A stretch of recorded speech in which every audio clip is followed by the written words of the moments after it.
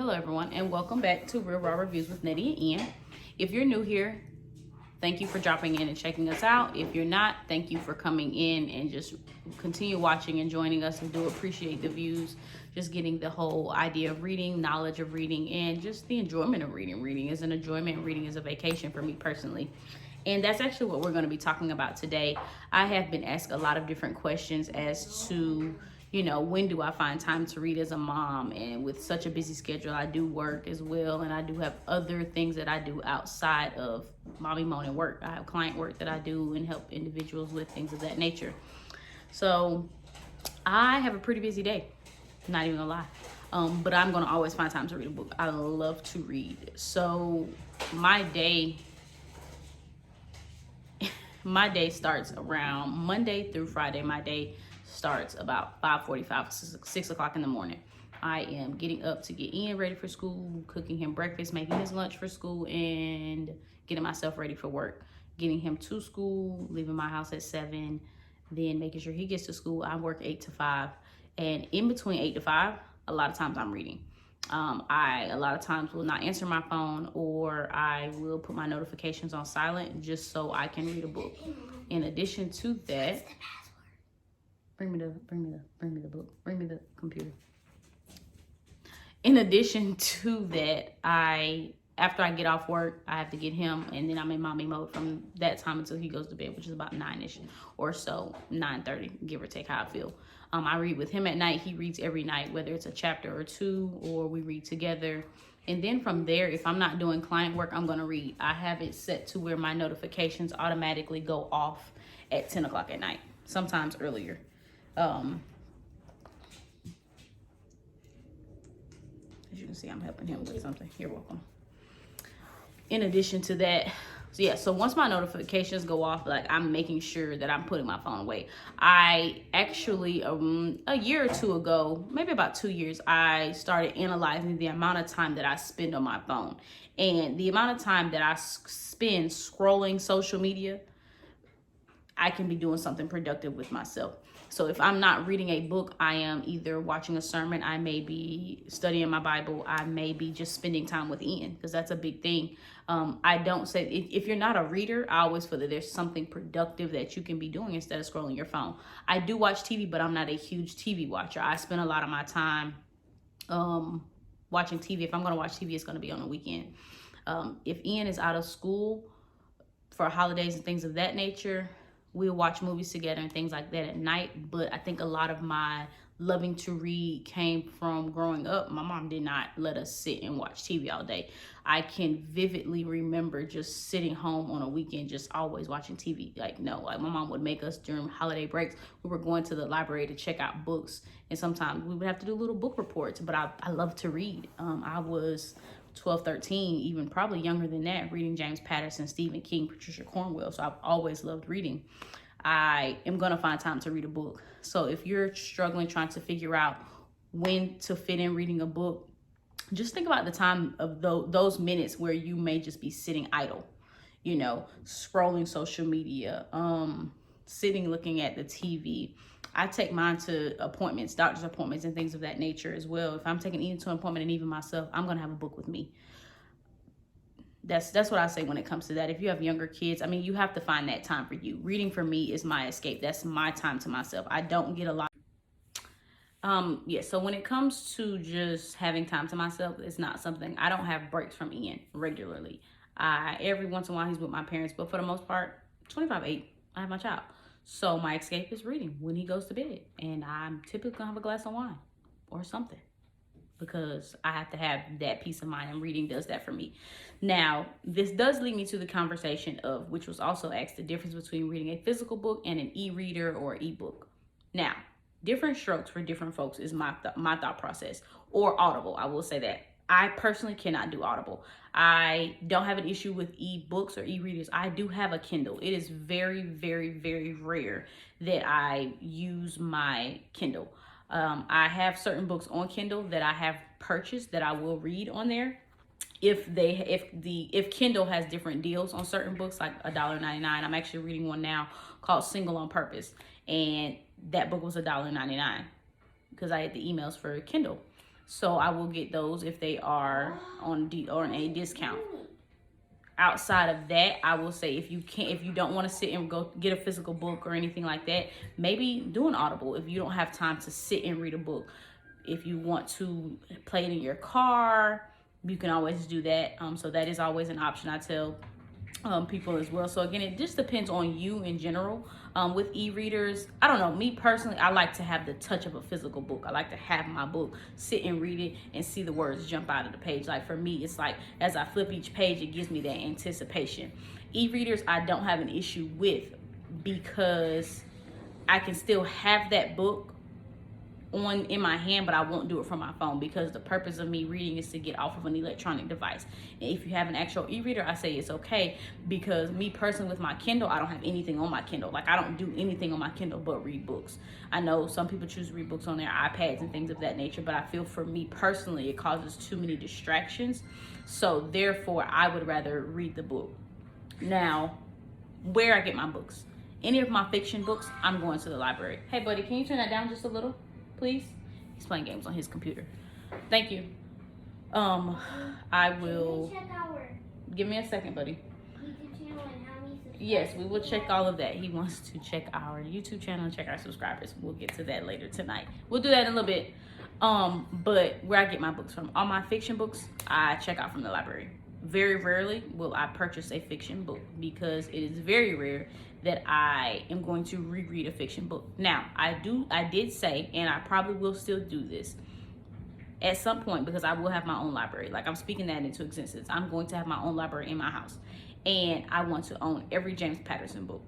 Every James Patterson book. I've been reading James Patterson since I was a child. I am having to restart a lot of his, well, one series in particular, Alex Cross. I will own every book of his. I plan on doing that. But I will check those books out from the library. Outside of that, my self-help, my religious, my spiritual, my business, my growth, personal development, however you want to categorize your books, those I often will reread. Certain books I reread each year. Certain books I read every 2 years because as you grow, you're going to interpret things differently. Those books I do purchase. When I purchase my books, I think I've mentioned this before in a different video. I use thriftbooks.com, which I will put the links for every place that I'm talking about where you can purchase it online. I will purchase from Second and Charles. That is actually a thrift book store, and I go to that store. Like when I go out of town, I'm looking for a Second and Charles. When I am weekends or if I get the emails, I am going to Second and Charles sometimes. I do put myself on a book budget. I do not believe in buying books all the time. I don't. It's very rare that I just buy books. The beginning of the year, which I actually made a video, I did do a big haul of books. Well, one you can't pass up, buy 5, get 5 free. They were all used books. It was buy 5 used books, get 5 free. And that's what I did. And I did not spend more than $25 actually on those books. That was the first book haul I have done since August, somewhere around September, October of 2021. Every once in a while, if I'm in Goodwill and I see some books, I will purchase them there because you really can't beat $1.49, $2 or some change for books. But overall, I don't spend. Like I said, I've never spent full price on a book. I don't believe in spending full price on a book. Books can become very expensive, and when you know where to purchase them from, you will avoid spending all kind of money. I also believe in supporting my library. So that is one reason I always will search for a book at the library. And a lot of times I don't go in the library. I will look for my books on my app that I have for the library, and I put them on hold, then I will go there. When I'm going to pick up my books that are on hold, I will take Ian with me if I don't do it on my lunch break and let him pick out some books as well. His shelf is not as extensive as mine. He is still, knowing what he likes and things of that nature. He does own, if you haven't seen his bookshelf in previous video, he does own every Dogman book. That's one of, and the Cat Kid Comic Club. So he does want to, everywhere we go, look for a book. And I'm not buying him a book every time. I'm not. Do you know how much books cost? We both have this habit, and who wants to do that? So if you have kids that like to read, if you yourself like to read, definitely check out your thrift bookstores. Definitely check out Goodwill. Definitely check out just different book sites that are full price, or just the library, especially if you're not going to reread them.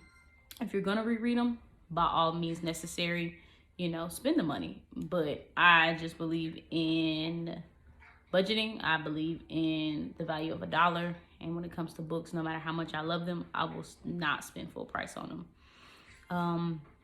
So those are some very frequent questions. And the last thing I do get asked a lot as far as my goal is concerned. Last year was the first year that I reached and passed my goal, my reading goal. It is something I had recently started back in 2019, 2020. I just wanted to really keep track of how many books I read in a year. And one year I just never kept track, but I knew I read a lot. So I started keeping track. Last year, my goal was 35 books and I read roughly, I want to say it was 43. And I used the Goodreads app. I will also attach the Goodreads app, my link to add me as a friend if you want to keep track of your books on there as well. I have my to be read list known as TBR. That is where I say I keep track of books that I want to read that I have not yet read. And a lot of those are fiction. I will typically go and check them out from the library or check and see if my library has them on hold. So I will do that as well. So all in all, you know, if it's something to where you have such a busy life, but you do want to find time to read, check out Audible, check out Kindle books. Just start analyzing those moments in your life where you're realizing during the day you're just pretty much idle, you know. I won't say I don't have a social life, but I really don't. I'm pretty much home. If I am not out and about with my child, I'm home. We do a lot of things together, but I really don't do anything by myself. I always have my kid. As a single mama, I have my child all the time. So he doesn't really, you know, I say every once in a while he goes with my parents, but for the most part, he's with me.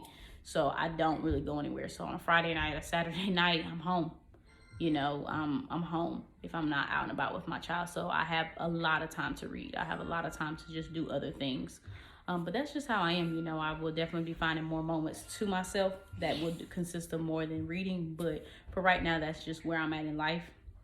And I just say, if it's something you want to do, do it. You know, there is no try, just do it. You know, if you want to read a book, do it, you know, and don't let anybody judge you for what you choose to read, how you want to read.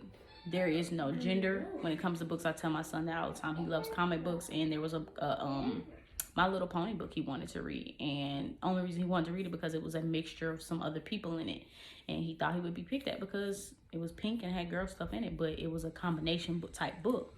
And I said, no, you know, there's no gender on reading, you know, and you can read what you want to read. And there are times I have to catch myself because I'm like, I don't want to read that book, but there's no gender on reading. You know, there is no, oh, you should only read Black authors. Oh, you should only read white authors. The more you read, the larger category of books you read, it expands your mind. It expands how you look at things. It expands how you think. And I strongly believe in that. And there is no focus on one specific author, one specific genre, one specific gender, color, anything, you know. So go for it, do it, just do it. So I thank you all for coming. Lastly, today's video is sponsored by the Canon Movement. Learn, grow, inspire. So check out my friend, the Canon Movement, Raheem Cannon. So this is just one of the lovely shirts that I purchased from him. Learn, grow, inspire. That's what reading does for me in so many ways. So do it. Just do it. I thank you all for subscribing. I thank you all for tuning in. I thank you all for liking. Just share it. You know, I hope it reaches to someone, no matter who it is. I hope it reaches out to you, to your family, to your children. If you have any other questions, please don't hesitate to ask me. Please don't hesitate to send me an email. Please don't hesitate to comment on the videos, anything. If there's anything you want to know, you want to ask me, please reach out and do so. I appreciate the comments. I appreciate the shares. I appreciate the likes. I appreciate just you all in general. I thank you all. You guys have a great day. Again, thank you for tuning in to Real Raw Reviews with Nettie and Ian. We look forward to seeing you all soon. Have a good one.